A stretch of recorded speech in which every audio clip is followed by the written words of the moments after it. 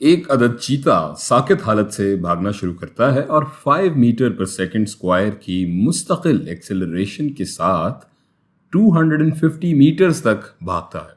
ये फासला तय करने में चीते को कितना वक्त या टाइम लगा? हमें जो इन्फॉर्मेशन दी गई है उसे एक जगह लिख लेते हैं। सबसे पहले चीता साकित हालत से भागना शुरू करता है, इसलिए उसकी इनिशियल वेलोसिटी या इब्तदाई वेलोसिटी होगी 0, यानी u is equal to 0। Acceleration a is equal to 5 metre per second square और डिस्प्लेसमेंट यानी s is equal to 250 metres और टाइम यानी t की वैल्यू हमें मालूम करनी है। पिछली वीडियोस में हमने 3 मसावात अखज़ की थी, उनमें से कौन सी हम यहाँ इस्तेमाल कर सकते हैं टाइम मालूम करने के लिए? हमें जो इन्फॉर्मेशन दी गई है उसके हिसाब से अगर हम देखें तो दूसरी मसावात या इक्वेशन के ज़रिए हम टाइम की कदर मालूम कर सकते हैं। सो हम दी गई वैल्यूज़ सब्स्टिट्यूट करते हैं इस इक्वेशन में। s इज़ इक्वल टू, पहले इस इक्वेशन को हम यहाँ लिख लेते हैं, ut जमा 1/2 इंटू ए टी स्क्वायर। और अब यहाँ इनकी वैल्यू सब्स्टिट्यूट कर लेते हैं। s बराबर है 250 के, इज़ इक्वल टू, ये चूँकि 0 है इनिशियल वेलोसिटी तो ये 0 हो जाएगा, जमा 1/2, एक्सेलरेशन 5 है, इंटू टी स्क्वायर।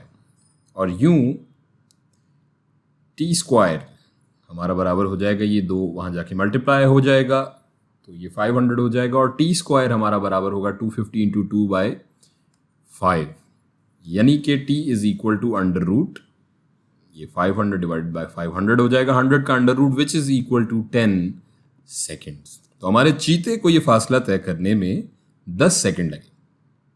एक और मिसाल देखते हैं।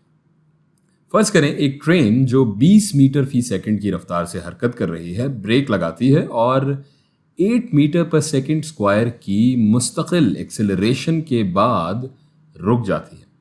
रुकने से पहले ट्रेन ने कितना फासला तय किया? हस्बे मामूल पहले दी गई इंफॉर्मेशन को एक जगह लिख लेते हैं। u यानी initial velocity is equal to 20 metre per second, और यहाँ चूंकि वेलोसिटी कम हो रही है तो हमारी एक्सेलरेशन की कदर होगी मनफी, यानी a is equal to -8 metre per second square, और v हमारी यानी फाइनल वेलोसिटी 0 के बराबर है क्योंकि ट्रेन रुक जाती है, और s यानी डिस्प्लेसमेंट हमें मालूम करना है। अब हमारी इन तीनों इक्वेशंस में से कौन सी हम यहाँ इस्तेमाल कर सकते हैं? वीडियो पॉज करके एक बार ज़रा आप खुद से कोशिश करें ना पहले। जी हाँ, बिल्कुल, इस मसावात के ज़रिए, इस तीसरी इक्वेशन के ज़रिए हम डिस्प्लेसमेंट की वैल्यू मालूम कर सकते हैं।